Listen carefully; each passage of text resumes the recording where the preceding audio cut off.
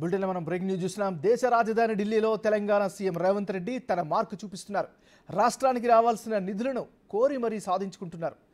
Smart city mission కాల పరిమితిని పెంచాలన్న CM Revanth Reddy వినతిపై కేంద్రం సానుకూలంగా స్పందించింది.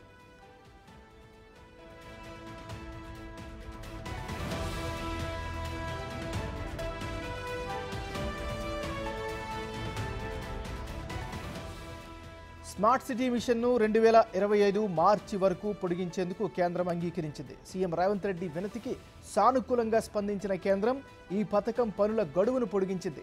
ఢిల్లీ పర్యటనలో భాగంగా ఈ నెల 24న సీఎం రేవంత్ రెడ్డి కేంద్ర గృహ నిర్మాణ, పట్టణ వ్యవహారాల శాఖ మంత్రి మనోహర్ లాల్ ఖట్టర్ను కలిశారు. స్మార్ట్ సిటీ మిషన్ కాల పరిమితిని వచ్చే ఏడాది జూన్ వరకు పొడిగించాలని కోరారు. అయితే కేంద్ర ప్రభుత్వ గత ఒప్పందం ప్రకారం స్మార్ట్ సిటీ మిషన్ కాల పరిమితి ఈ నెలాఖరుతో ముగియనుంది. రాష్ట్రంలో ఇంకా వరంగల్, కరీంనగర్లో స్మార్ట్ మిషన్ పనులు కొనసాగుతున్నాయి.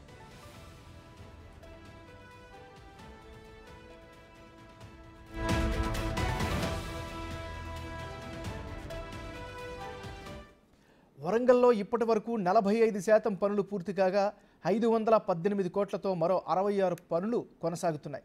కరీంనగర్లో 25 పనులు పూర్తి కాగా 287 కోట్లతో 22 పనులు వివిధ దశల్లో కొనసాగుతున్నాయి. ఈ నేపథ్యంలోనే ఈ పనులు పూర్తయ్యే వరకు మిషన్ గడువు పొడిగించాలని కేంద్రాన్ని సీఎం కోరారు. స్పందించిన కేంద్రం 2025 మార్చి 31 వరకు పొడిగిస్తూ రాష్ట్రానికి లేఖ రాసింది. ఇప్పటికే నిధులు కేటాయించి ఆమోదించిన పనులను వీలైనంత త్వరగా పూర్తి చేయాలని, కొత్త పనులు ఉండవని లేఖలో పేర్కొంది. జరుగుతున్న పనులకు సంబంధించిన నిధులను ఈ ఏడాది సెప్టెంబర్ వరకు ఫస్ట్ కమ్ ఫస్ట్ సర్వ్ పద్ధతిలో విడుదల చేస్తామని తెలిపింది.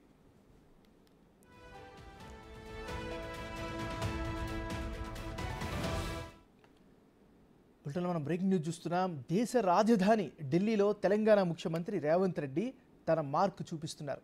రాష్ట్రానికి రావాల్సిన నిధులను కోరి మరీ సాధించుకుంటున్నారు.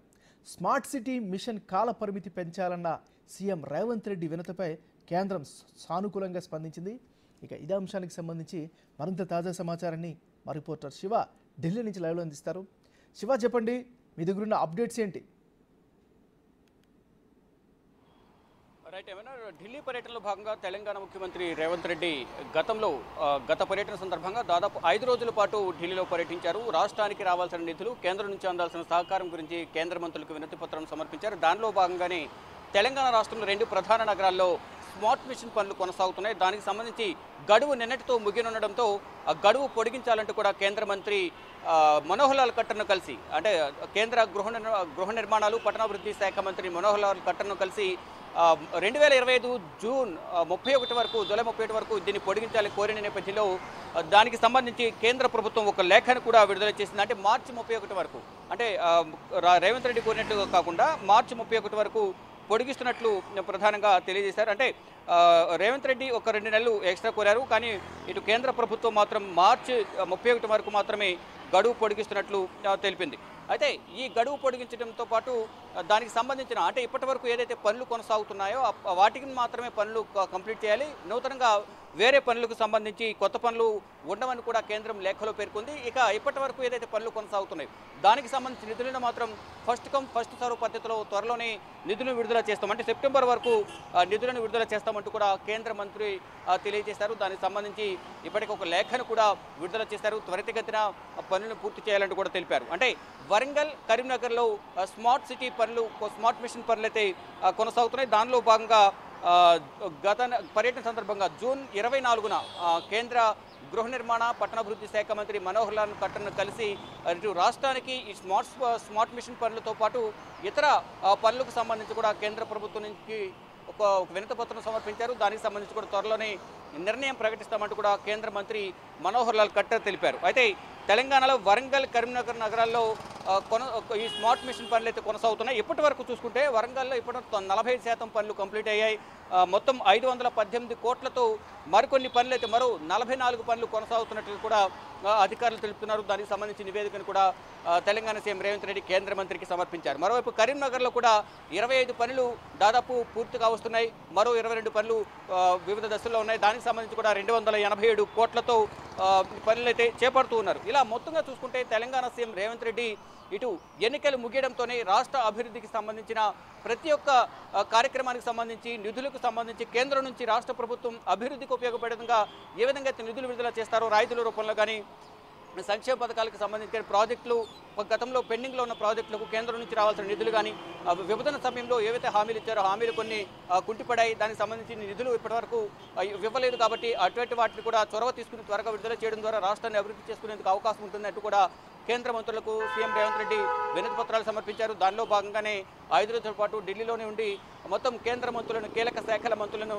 ఇటు కేంద్ర మంత్రి నితిన్ గడ్కరీ, కేంద్ర ఆరోగ్య శాఖ మంత్రి జేపీ నడ్డా, రక్షణ శాఖ మంత్రి, అలాగే ఇతర శాఖలకు సంబంధించిన మంత్రులందరూ కూడా కలిసి వారి నుంచి ఒక హామీ అయితే తీసుకున్నట్టు రక్షణ శాఖ మంత్రిని కలిసిన సందర్భంలో కూడా రీసెంట్గా మనం చూస్తే కంటోన్మెంట్కి సంబంధించి దానిలో కూడా ఒక కీలక నిర్ణయం తీసుకున్నారు. దానికి ముందడుగు పడిందని మనం ప్రధానంగా చెప్పాలి. ఇలా ప్రతి ఒక్క దానిలో కూడా రేవంత్ రెడ్డి తన మార్కును చూపించే ప్రయత్నం చేస్తున్నారు.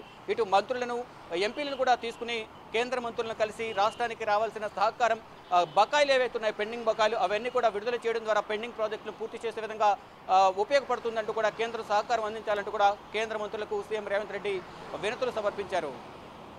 ఏమన్నారు శివ, ఒక విషయం చెప్పండి. మొదటి నుంచి కూడా రేవంత్ రెడ్డి ఒకటే విషయం చెప్తూ ఉన్నారు. సో ఎన్నికల వరకే రాజకీయాలు, పార్టీలు, ఆ తర్వాత తెలంగాణ అభివృద్ధి మాత్రమే నా ఎజెండా.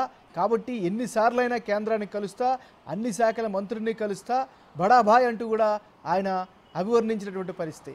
దానికి తగ్గట్టుగానే ఇవన్నీ జరుగుతున్నాయని భావించవచ్చా? రైట్, డెఫినెట్గా మీరు ఏదైతే బడాభాయ్ అన్నారో దాన్ని కూడా ఉద్దేశించి ప్రతిపక్ష పార్టీలు కొన్ని కీలక వ్యాఖ్యలు చేశాయి. వీరికి అంతర్గత సంబంధాలు ఉన్నాయి.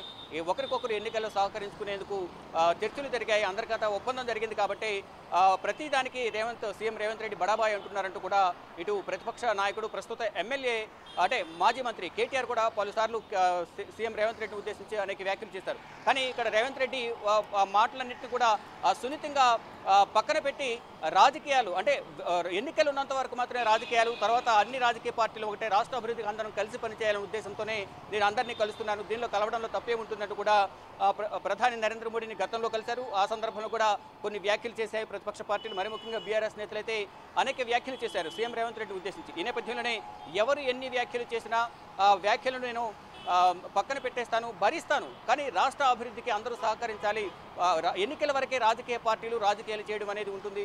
ఇక ఎన్నికలు ముగిసిన తర్వాత అందరం కలిసి రాష్ట్ర అభివృద్ధికి కలిసి పనిచేయాలంటూ కూడా రేవంత్ రెడ్డి అన్ని మాటలను తిరస్కరించి ఎవరు ఏమన్నా పట్టించుకోకుండా రాష్ట్ర అభివృద్ధి కోసం నేను పనిచేస్తానంటూ అందరి కేంద్ర మంత్రులు కలిసి రాష్ట్ర అభివృద్ధికి నిధులను, పెండింగ్ బకాయిలను విడుదల చేసే విధంగా చర్యలు తీసుకోవాలంటూ కూడా కేంద్ర మంత్రులకు వినతి పత్రాలు సమర్పించారు. ఏమన్నారు? Thank you Shiva.